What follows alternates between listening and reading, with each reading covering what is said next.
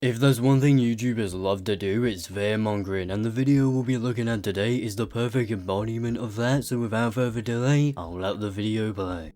Yo, so today we're going to be talking about how the Xbox almighty Game Pass might just be playing you. Let's get brutal.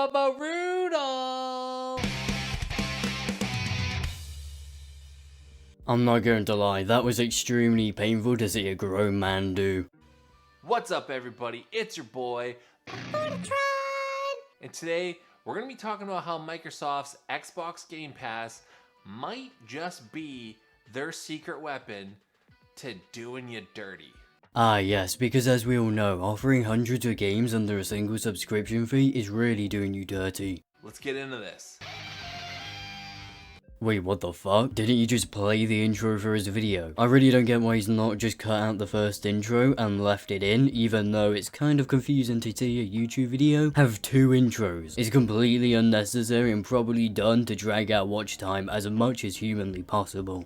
So I've been thinking a lot about Xbox Game Pass and the type of service that it is and what's making it so successful. To be honest, there's not much to think about here. Game Pass is successful because it's available on PC, mobile phones, and console whilst offering hundreds of games under a fairly priced subscription. That's why it's successful, and it shouldn't require much thinking to figure out. And why people are so adamant that you have to get an Xbox just so you could have Xbox Game Pass. I don't think anyone is super adamant that you need to get an Xbox for Game Pass, considering the fact it's available on PC and mobile phones as well as on Xbox. Xbox Game Pass, I will full on admit, I'm going to start off by saying this, Xbox Game Pass is a great service. But that being said, I think a lot of you Xbox owners are in for a big surprise one day when Microsoft decides, let's hike that price up a little bit. Absolutely nobody will be surprised if they increase the price of Game Pass unless it's a significant price jump. Of course, eventually Game Pass will see a price increase since they're consistently adding new games as well as new features to the service. And I know what you're thinking. You're like, nah, bro. Xbox would never do me dirty like that. Xbox has got my side, bro. They would never do that to me. No way. Remember a couple of months ago when they just tried to sneak in a price hike to Xbox Gold? Microsoft has just doubled the price of Xbox Live. Yeah, that happened. And sure, everyone rose a stink and Xbox kind of stepped back and was like, ho, just kidding. We didn't mean that. Don't worry, we're not raising the price. But that tells you, they're thinking about it.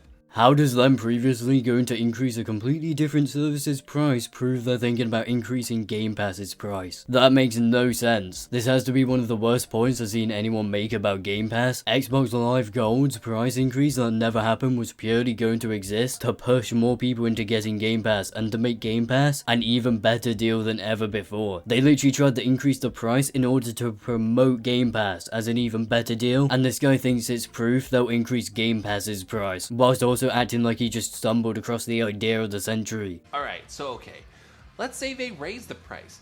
How much are you willing to pay monthly for Xbox Game Pass? The base version £10 and the ultimate version $25. Anything above is an insane amount to ask for a subscription service when it comes to pretty much anything. Would you pay $20 a month for it? It depends on what version we're talking about here. Like, does this guy not realize there's multiple versions of Game Pass, and if they really wanted to increase the price, they could just add a new, more expensive tier? How about 25? How about 30? See where I'm going with this? The reason why I'm bringing this up is because I think about subscription services like Netflix. So Netflix has been out forever. When that service first came out, it was like $8 a month. And yeah, you got physical DVDs in the mail, but it was still $8 a month. And then when they moved to online, they still kept that $8. Guess how much Netflix costs now per month for their basic plan? Yeah, it costs $9 a month now.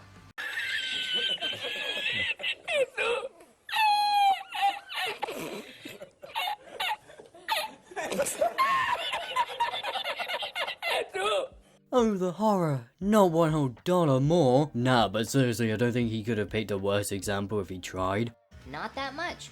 But you gotta remember, that's for the basic bitch level plan. That's for one screen, that's for no other logins. They're starting to crack down on people now who are sharing that one login.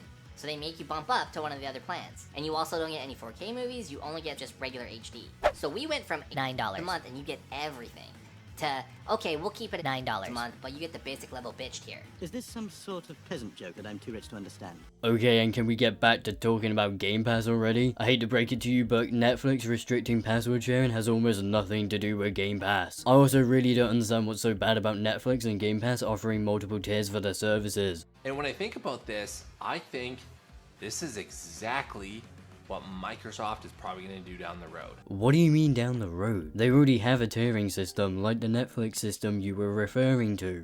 So right now, they are getting you. They are getting you hard with all of these games that they're throwing in their day one. That way you're hooked. You're onto this plan. So you subscribe, you get all these games, and you're happy with it. And then a year goes by, maybe a year and a half, maybe 2 years. And then Microsoft decides, let's make Game Pass $25 a month, and then we'll add some additional feature. And it's like, all right, that's $10 more, but you know what? I got all these games. Boom, you just got locked in for another $10. How exactly are you locked in? Game Pass is a monthly subscription which you can cancel at any time. You aren't locked into anything, unlike with services like Shadow, which by the way is a pure scam which offers cheap tiers that lock you in for a yearly month of subscriptions. That isn't happening here, and once again Microsoft can literally just add a new tier of Game Pass and the price increase is essentially irrelevant. And for those of you that are like, that's too much, I'm out, guess what happens? You lose your entire gaming library like you just got Thanos snapped in the Avengers. The fuck are you on about? You can purchase games that are on Game Pass and keep your progress, my guy. Also, no, you don't lose access to your entire game library unless you solely use Game Pass to get games, but either way, you can just buy those games back unless you are on mobile, of course. Another point that I thought about is with streaming like subscription services, kind of like Netflix or other movie services, I don't find that I'm invested in a lot of the content that I put on there.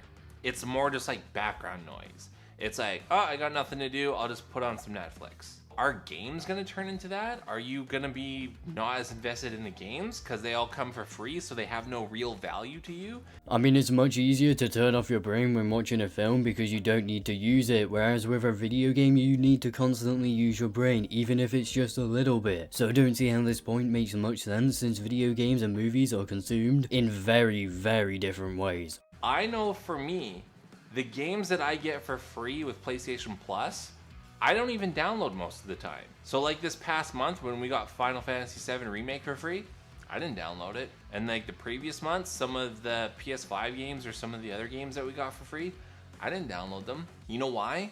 Because I don't just download games for the sake of downloading games. How does this guy think it's totally reasonable to compare PS Plus to Game Pass? Two completely different services. You mainly pay for PS Plus to play with your friends online, not for the games. And with Game Pass, you specifically pay for it in order to get games. If you don't play anything through Game Pass, then you're likely to not pay for it anymore, because there's no point in paying for it unless you want to play the games it's offering you. Unlike PS Plus, which you need to pay for in order to play most online games. I feel like this is Xbox's answer for all of the no games that they're releasing that are exclusive to the Xbox Series X and Series S. Again, let me rephrase that.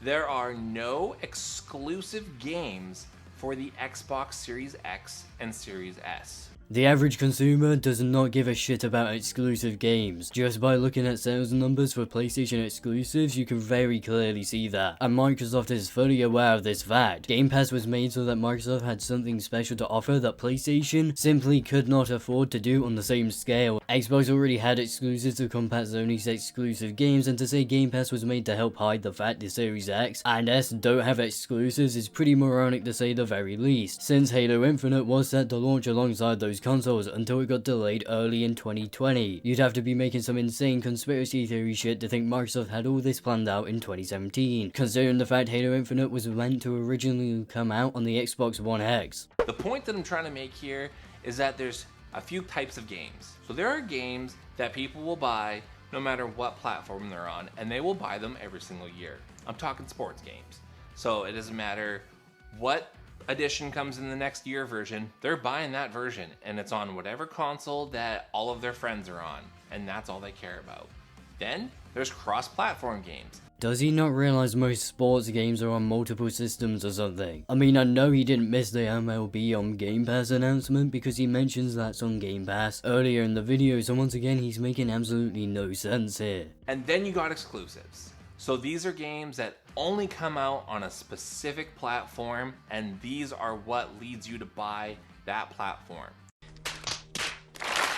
I guess I can't really blame the guy for falling for this stupidly common misconception within the gaming community, but either way I'll say it anyway, barely anyone buys a console for its exclusives, and this is backed up by the sales figures for PlayStation exclusives. Spider-Man PS4 only sold 20 million copies compared to the 114 plus million PS4s sold, and if we continue to look at more PlayStation exclusives, it becomes even more and more clear that barely anyone buys consoles for their exclusives. The majority of people just go where their friends are.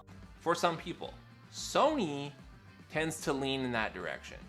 They put out consistent games that are exclusive to their platform that get people to buy on their platform. Well, we listed some games, so I guess it's time to prove my point using his examples, excluding Demon's Souls, since the PS5 is having stock issues and that game is exclusive to the system, and so sales will be negatively affected by that. Ghost of Tsushima, as I showed earlier, only sold around 6.5 million copies compared to the PS4's 114 million console sales. Death Stranding isn't a PlayStation exclusive. Returnal I can't use for data since it's not even out yet, and I wouldn't anyway since the same thing which applies to Demon's Souls applies to that game at the moment. Nobody buys PlayStation for Sackboy to the point when you search up how many copies the game had sold, literally nothing comes up. Spider-Man Miles Morales with the combined player base of the PS5 and PS4 only sold 4.1 million copies. Horizon Zero Dawn isn't a PlayStation exclusive, and when it was, it only sold around 10 million. And The Last of Us 2 was a flop. This idea that exclusives sell consoles is a weirdly common misconception in the gaming space right now. The rest of his video is about 1 minute of him saying be prepared for a price increase for Xbox Gamepass, so with his video out of the way, hope you enjoyed my video, and please do not forget to do all the things YouTubers love to beg you to do, aka check out my Discord, Twitter, as well as like, comment and subscribe, so that I will see you all in my next video.